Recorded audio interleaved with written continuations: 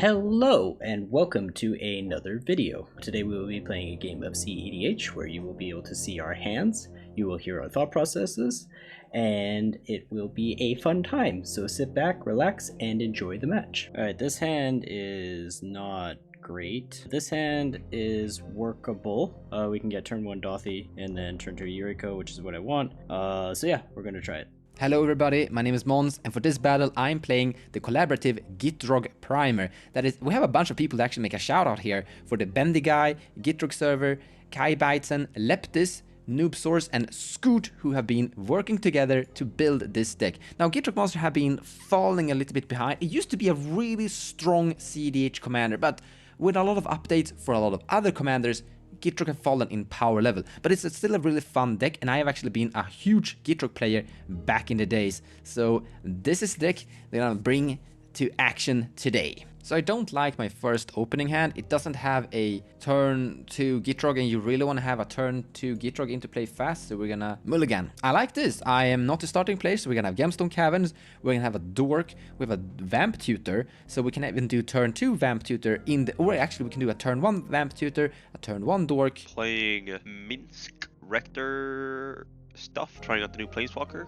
and we'll see how it goes. Hi. Today I'm playing Old Stickfingers. It's a reanimate deck based on the commander as a bird alive and reanimates on the Rothulk to just loops DC with Mikaeus and assembling a Aetherflux Reservoir win. My first 7 is a bit too slow. It has most of the things you kind of want in the hand, but I think 2 lands, no ramp is too slow for this deck. Second 7, way better. It's really strong, but my commander doesn't actually do anything. So this is an early win if I draw reanimate in the first 2 turns. If I don't, I won't do that much. So I think this might even be a trap hand, to be honest. I'll go to 6, noting that it might be a good hand that I just don't understand. My 6 is still a bit slow. It does have all the things you want, kind of.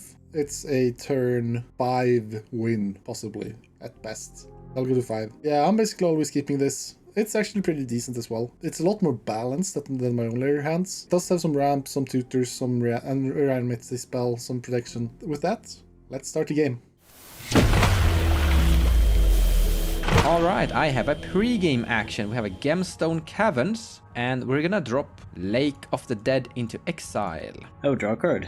I will play a Lotus Petal. I will play a Darkslick Shores. I will crack Lotus Petal and tap for a black and cast a Dothy Voidwalker and pass the turn. That's really not good. No! That's so wrong. This is why Gitrog struggles, by the way. That's a perfect answer to all 3 decks. Draw a card for turn. We drew a great card, except that there's a Dothy Voidwalker in play, and Bazaar of Baghdad isn't that great when there's a Dothy Voidwalker in play, but we will have to play around it a bit. We should not cast Gitrog Monster right now, but we have to use the Vamp Tutor to get rid of that Dothy somehow. But we're gonna still start with the same opener and hope that someone is dealing with that Dothy, because I'm not the only one suffering.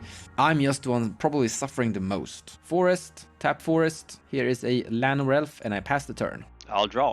I'll play a Bloodstained Mire, or actually I'll play a Mystery Forest, that's okay. I'll take a damage, I'll fetch a Savannah, I'll tap and play an Arbor Elf, and then yeah, I'll pass turn. Take my turn. Windswept Teeth, crack for Bayou, tap said Bayou to cast a Wild Growth on it, and then pass. So we have an interesting decision to make here. Dothy shuts down basically every deck at the table, but I want to get Yuriko out and start accumulating value. I think it might just be better to slow play Yuriko and keep the Dothy in play, so I think that's what we're going to do. I'm going to play a Bloodstained Mire. I will crack it for a Underground Sea, and I will play this Mox Amber, and I guess I will hit Honest for 3. Yeah, I'll take 3 now. And we're going to pass the turn. In your end step, I'm gonna cast Vampiric Tutor. Vamp Tutor resolves and goes to Dothy Exile. So I'm finding Abrupt Decay here because that is a spell that will be able to destroy the Dothy Voidwalker without being countered. And we really need to get rid of that Dothy Voidwalker, or we literally can't play the game. The strange thing here is that Dothy Voidwalker is good versus Minsc and the Stickfingers as well, so we kind of need to time it a little bit. What we're gonna do here is hold on to the Abrupt Decay so we can can kill it whenever we want to, but we're actually going to get our commander potentially into play first, before destroying it, and then destroy it in response to the Gitrog triggers. I will go to my turn and I will draw the card that I tutored for. I'm gonna put the Bazaar of Baghdad into play, tap this for a Boreal Druid, and I'm going to pass the turn. Going to my turn. Play Bloodstained Mire, crack it, grab a Tiger, tap 3. Play a Imperial Recruiter, grab a Creatura with power 2. I'll pick up a Dockside into my hand. Then I'll pass turn. Take my turn. And for turn is forced. Tap Bayou for 2. Cast a Talisman of Resilience. I'll tap 2 again. Cast a Grim Monolith. And pass the turn. Alright, go to my turn. We will shock in a Watery Grave. We're gonna play Yuriko, hardcast Yuriko, tap the Mox Amber, thank you, for a Mothos Changeling. And I guess we will hit Annis again for 3. I will take 3 damage. And then I'll pass the turn. I really like how Jordan is playing this. He's not ninjing out the Daffy Voidwalker because he knows that how good it is versus the 3 decks that he's going up against. Annoying for me, but well played by him. I'm gonna go to my turn and we're gonna draw a card. So we drew into Assassin's Trophy. I would really like to have a land here. We have Bazaar of Baghdad that is very annoying right now. I'm thinking about using crop rotation to swap out Bazaar of Baghdad into something like an Ancient Tomb maybe. I think that's what we're gonna do. I think we're gonna swap out that, get Gitrog in play, and go to our next turn. And before we have to put cards into the graveyard, we will get rid of the Daffy. The sad part about this is that we can't use crop rotation to get Dakmor Salvage, sadly. And we don't get to sit and use Bazaar of Baghdad either. I'm gonna tap this land well for a green, cast Crop Rotation. As an additional cost, I'm gonna sacrifice this Bazaar of Baghdad. Bazaar goes to the Daffy Voidwalker. Crop Rotation resolves. I'm gonna find a Gaia's Cradle. Great land. 2 green, black, 4, 5 total. I wanna cast the Gitrog Boss. Ribbit, ribbit, ribbit. And with that, I will pass the turn. I will move to my turn.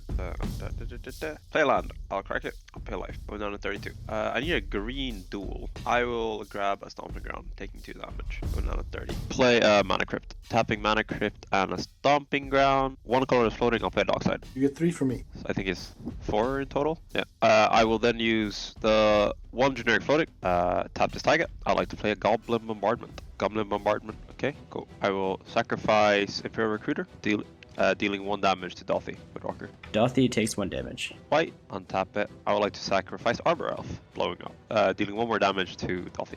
Daffy will die. I like Daffy dying, but I don't like where this is going. 1 white, tapping a Savannah, using 2 treasures. I like to cast an Academy Rector. I'll, if that's alright, I'd like to sacrifice Academy Rector and go tutor an enchantment. I'll grab a Pattern of Rebirth, enchanting Dockside.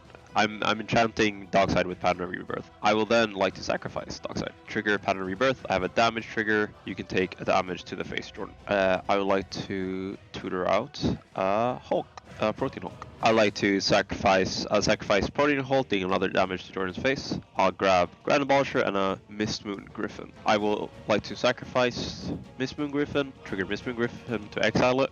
I will then bring back the top creature of my graveyard into play, which is Protein Hulk. I will sack Protein Hulk, and I will go grab a Karmic Guide and Benevolent Bodyguard, why not? ETB trigger Karmic Guide, I'll bring back Hulk. I'll sack Hulk. I will grab a Felidar Guardian to drop. Just grab Destiny Spinner, why not? Doesn't matter. Felidar Guardian ETB. I would like to flicker Karmic Guide. Karmic Guide flickers, bring Karmic Guide ETB. I'll bring back Hulk. I'll sacrifice Hulk. I'll view my library. I'll grab a Kiki Jiki. And then I will tap Kiki Jiki, making a copy of Felidar Guardian. And then the copy will ETB, flickering the original Kiki Jiki. And I'll untap it, and then I'll loop that until I have infinite hasty 1/4s, and then I'll go to combat and I'll kill the table. Or I'll just sack them all and deal 1 damage. Yeah, you can sack them into Goblin Bombardment. Yeah, Nice. I'll just sack all of my tokens into Goblin Bombardment and kill the table. Good game. Clean. So we had the perfect stacks piece with Daffy Voidwalker, but unfortunately we had nothing else, and we had a really slow hand. So I was a little bit greedy there, tapping out to get my Gitrog monster in play, but I really wanted to have my card drawing engine to start digging for value because my hand was basically out of gas and I wasn't close at winning, so I needed a card draw engine to get somewhere. Yeah, that was an awkward game, both in the Daffy and drawing the Rot Hulk. Even if Anis hadn't won and passed to me, I don't think I would have been able to win. That's how it happens sometimes. Good game.